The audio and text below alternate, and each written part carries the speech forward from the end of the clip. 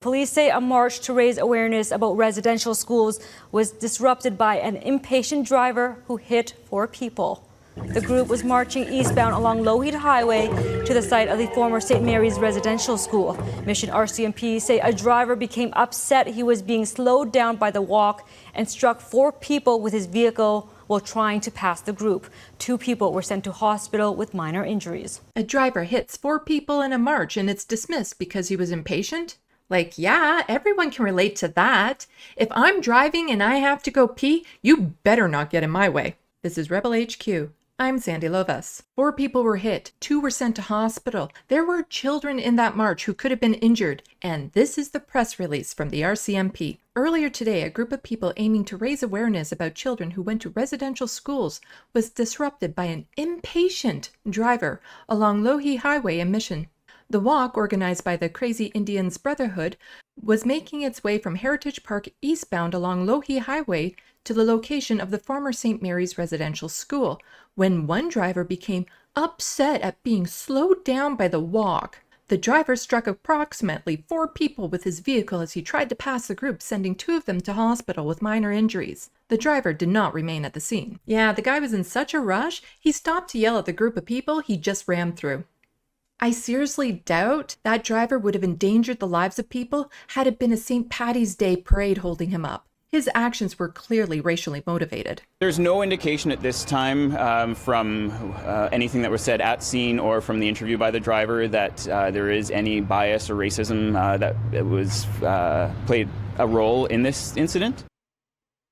That's bullshit. It's because of cops like Harrison Moore we have statistics like this. Statistics Canada said law enforcement only reported 1,946 hate crimes in 2019, the year with the most recently available in-depth data. But there were an estimated 223,000 self-reported hate crimes in Canada that same year, according to newly released data from 2019 General Social Survey, with victims saying 130,000 of those incidents involving violence. That's fewer than 1% being investigated by law enforcement, and hate crimes are on the rise. Why would you want to report a hate crime when you have to go to someone like Harrison who would outright dismiss it? Also, a lot of hate crimes are committed by law enforcement. The RCMP was created to police Indigenous peoples. Part of their job was to kidnap children. It's no surprise many people don't trust the system and feel there's no point in reporting hate crimes. The license plate of the truck was clearly visible in the videos, so I'm sure the police went and apprehended that man immediately. After seeing coverage of the hit and run, a 77-year-old man has turned himself in.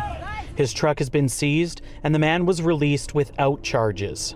He turned himself in. The police didn't go get him? So they put his truck in prison, and he was free to go because, after all, it was the truck, not the driver, that hit those people.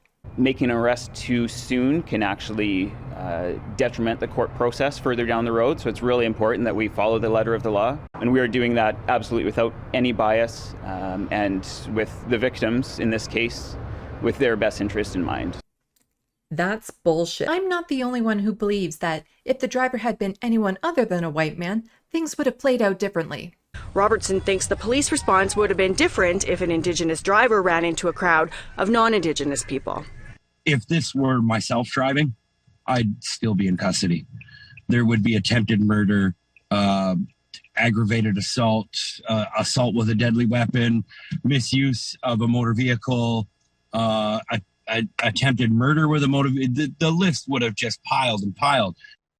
I have no doubt he's correct. Indigenous peoples make up about 32% of the federal prison population, despite accounting for less than 5% of the total population. Indigenous women, meanwhile, account for 48% of the population in women's prisons. Also, slightly more than half the children in foster care are Indigenous. Canada is a racist country. It was built on genocide and white supremacy.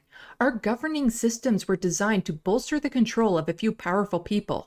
You can't reform this. If police officers like Harrison won't admit to something so obvious, no amount of training will fix that. And if that 77-year-old man can't be trusted to drive while impatient, he should lose his license. I'd hate to see the carnage he caused if he was running late for Applebee's early bird special. For more of my stuff, look for me on social medias left of the box. Don't forget to hit buttons and leave comments. Thanks for watching, and until next time, get informed, get involved.